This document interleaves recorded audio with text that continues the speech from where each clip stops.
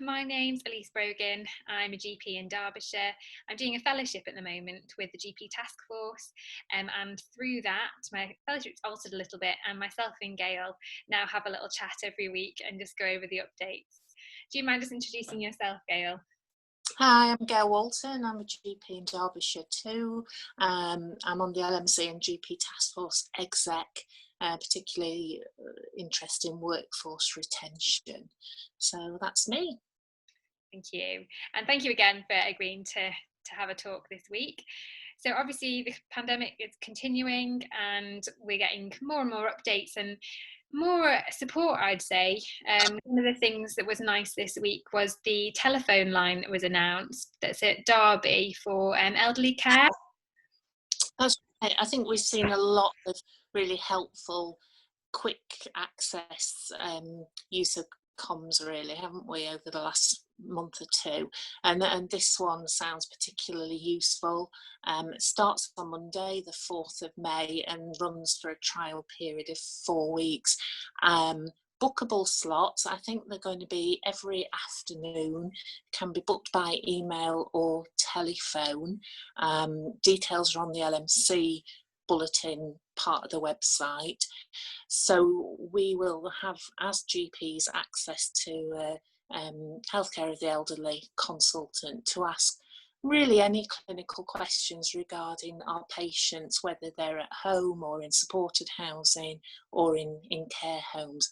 It is only for Derby, but I think as in most places in the country, I think consultants are fairly accessible at the moment by telephone or advice and guidance means. So, and we've got Consultant Connect as well, haven't we? So I think it'll be a really good bolt on to everything else that's currently available. Yeah, I think that will be really useful. So I'll put the details, the telephone numbers and the email address, I'll put that beneath our video. The other thing that we were discussing was the email they mentioned about care homes and kind of possibly different requests and requirements for GP practices. Could you say anything about that, Gail? Yes, so I think we talked last week or the week before about the fact that we're very aware, aren't we, that the care homes have taken a huge hit in terms of the amount of frail elderly care that they've always dealt with, but currently very poorly people, and like for the rest of our communities, not that certainty necessarily of whether they're COVID positive or negative. So there's been a lot asked of care home staff who, like the rest of the population, have seen people off due to ill health or having to isolate. So I think we've had that real awareness that the care homes have had major problems, and what do we do as general practice and as a community to support them. So last time we talked about the help that had already been ramped up, so the palliative care, dementia and complex care initiatives, and details were on, I think, last week's bulletin for how to contact that service. I think we also talked about the fact that there was anyway a new PCN DES coming along that should have been in place now, but it's been delayed till September. And I think in light of Simon Stevens' recent letter, and I think it was probably talked about on Nikki Kanani's webinar, there may well be some changes in the ask of primary care within the care home setting anyway. So it's a bit watch this space. I think it's a hot topic at the moment. In terms of what's happening currently, there are conversations at an advanced level with Derbyshire CCG and primary care as a whole about enhanced support, and that's going through probably next week, and it will look as though there'll be more support offered in terms of more clinical support directly to care homes. So not taking over from us as general practitioners, but working with us to just give us that bit more support. Does that make sense? Yeah, that's really useful. And as you say, it's a kind of watch this space, see what happens over the next few weeks. Yeah, Yeah. great.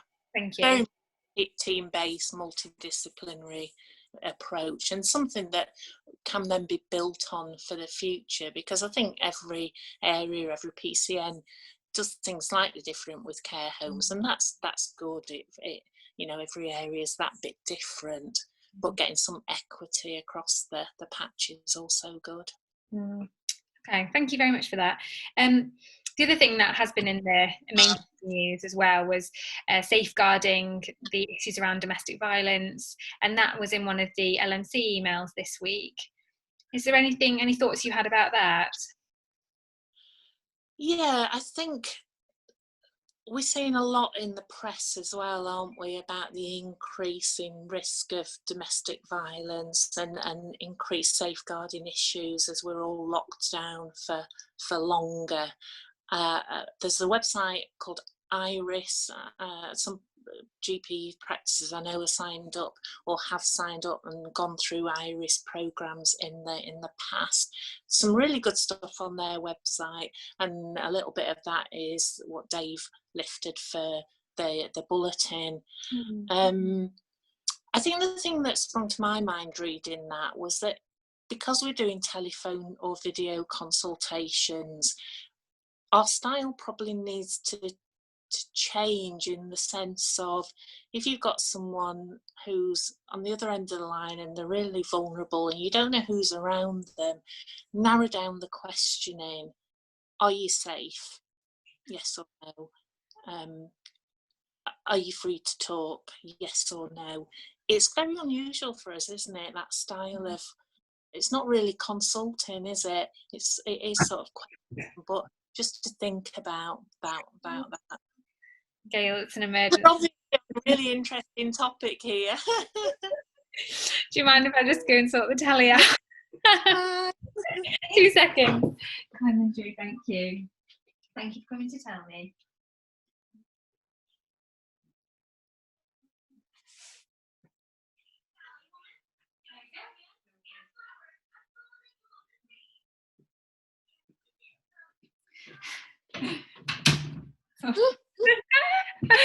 Sorted it. Sorry about that. So I think you just completed your thoughts. You said about changing from open questions to closed questions. So I think that's one thing for us to think about. What else? The thing that worries me, and I can probably pick your brain on this, is about abuse and neglect, take all sorts of forms. And I think the worry about children not having access to good nutrition through nobody's fault, not the fault of their parents or anybody. And I just was thinking about food banks and school provision, and I know your husband's a head teacher, so I just wondered what schools were thinking about nutrition in kids. So I think lots of schools are doing different things.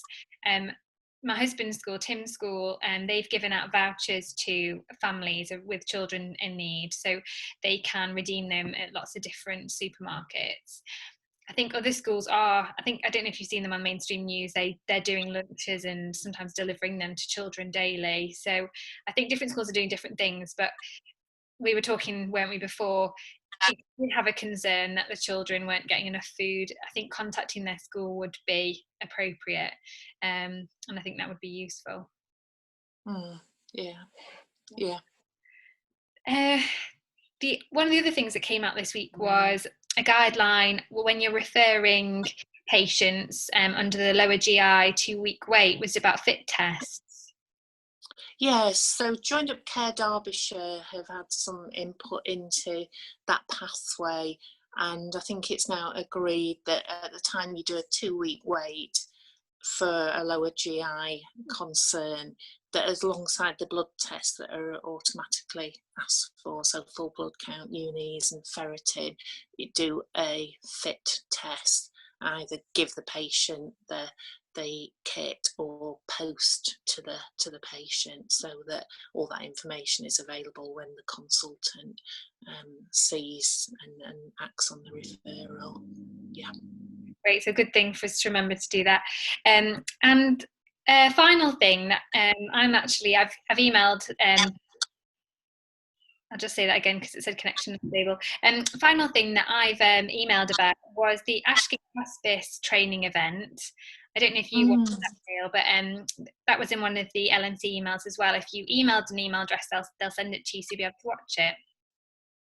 Yeah, and I think I'm going to email them myself. I couldn't make it when it was live, but the feedback's been terrific about that. Yeah. And I think it underlines how important it is for us to have easy access to some high quality education and other webinars. We were talking before we started recording, weren't we, about the LMC. Dave Gibbs and Claire Leggett have been doing weekly practice manager webinars on a Wednesday morning at 11 a.m.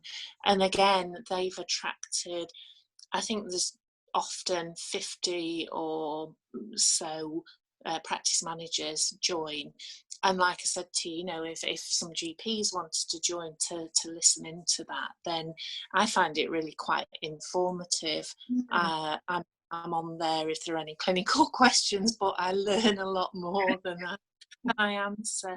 So I think, the value of Zoom has been terrific for most of us, and I think it's really will enhance what we do going forwards. Sometimes there's nothing that beats getting together with a group of your peers and mates to have a coffee before a meeting and the networking opportunities, but it's sort of brought to my mind how useful these sort of things can be. Yeah, no, I do think it will change practice moving forward in lots of ways. Was there anything else you wanted to mention from this week, Gail? No, I don't think so. I suppose the only thing I've been working on is new to practice fellowship working that will be coming. So the new to practice scheme should be sort of going live for this year's finishing CCT in ST3s, although I understand that will be a reduced number from what we're anticipating. But just looking at how we do the induction phase of that and really support, like we try to support all our GPs, whatever age and stage of career they're at. So that's, I've kind of been working on that. So if anybody has any friends who are in that position that they'll be CCTing, they'll be getting an email from Derbyshire GPTF quite soon, and just put the advert out that we're there, we're working. If people want to talk to us, we're very available. Brilliant. And can I ask about your top, Atlantic? Yes, my advert. So Atlantic Antics. So our middle daughter, so we've got two boys and a girl, Hannah's sandwiched in the middle. She is going to take time off from her job as a geography secondary school teacher and is going to hopefully row the Atlantic starting in December and finishing in, well, who knows, however long it takes. Hopefully they will smash the record as the youngest female trio. But if you want a bit of entertainment, their Instagram and their Twitter feeds are always quite funny. Atlantic Antics. Brilliant. And you can even buy their merchandise and support them. As I've had to do. Well done, Mum. You've done your good mummy way. Oh, that's great. Yeah. I'd love to follow her. That's great. Well, thank you very much again, Gail. I hope you have a lovely weekend. Enjoy your Friday night and maybe catch up again next week. Yeah, that's great. Take care. Bye for now.